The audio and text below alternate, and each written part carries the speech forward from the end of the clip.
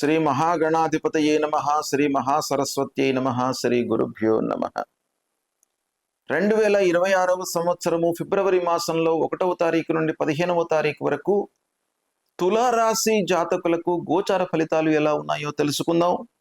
ముందుగా ఈ పక్షంలో సూర్యుడు 13వ తారీఖు వరకు మకర రాశిలో ఉంటూ తదనంతరం కుంభరాశిలోకి ప్రవేశిస్తున్నాడు. కుజుడు మొత్తం కూడాను మకర రాశిలో సంచరిస్తున్నాడు. బుధుడు 4వ తారీఖు వరకు ధనుస్సు రాశిలో ఉంటూ తదనంతరం మకర రాశిలోకి ప్రవేశిస్తున్నాడు. ఇక గురువు మిథున రాశిలో సంచరిస్తున్నాడు. శుక్రుడు 10వ తారీఖు వరకు ధనుస్సు రాశిలో ఉన్నాడు. తదనంతరం మకర రాశిలోకి ప్రవేశిస్తున్నాడు. శని మీన రాశిలో సంచరిస్తున్నాడు. రాహువు కుంభము, కేతువు సింహరాశిలో సంచరిస్తున్నారు. ఈ విధంగా గ్రహస్థితి ఉంది. అయితే ఈ గ్రహస్థితి తులారాశి జాతకులకు ఎలా ఉండబోతుంది, ఎలాంటి ఫలితాలను ఇవ్వబోతుంది అనే విషయాన్ని మనం చూసినట్టయితే ఈ తులారాశి వారికి చాలా అనుకూలమైనటువంటి ఫలితాలు ఉన్నాయి. ఈ పక్షం లోపల దీన్ని మీరు సద్వినియోగపరుచుకున్నట్టయితే సుఖమయమైనటువంటి జీవితము ఈ పక్షం లోపల మీకు ఉండబోతుంది. అన్ని విధాలుగా మీకు కలిసి వస్తుంది.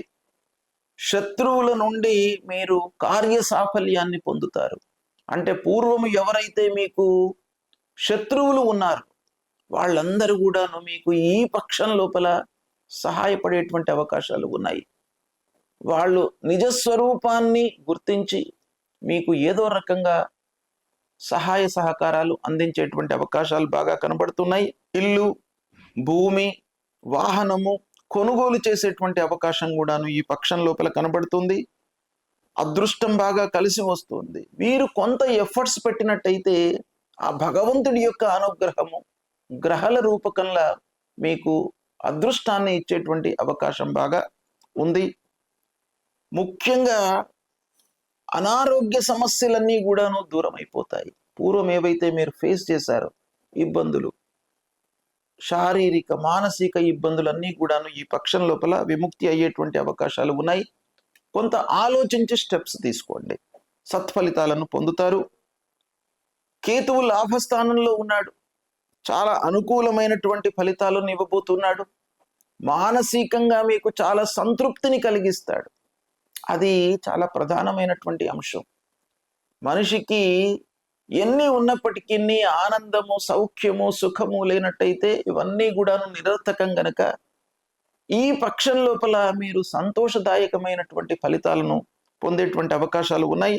వ్యాపారంలో అభివృద్ధి కనబడుతుంది. ఇక రావాల్సినటువంటి డబ్బు చేతికి అందుతుంది. ఉద్యోగ ప్రయత్నాలలో ఉన్నటువంటి వారికి ఉద్యోగం లభిస్తుంది.